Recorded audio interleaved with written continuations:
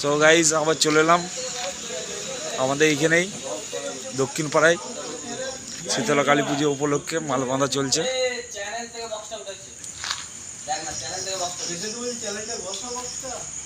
মালটা প্রচুর ঝুলিয়ে দিয়েছে, এখানে সব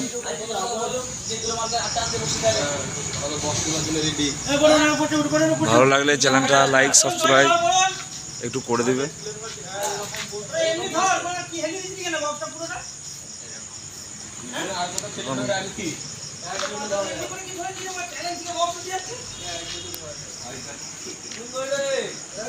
তো যারা যারা কালকে দেখতে চাও নৈসারাই চলে আসবে, 22 মাইলের কাছে জল যাত্রী আনতে যাবে।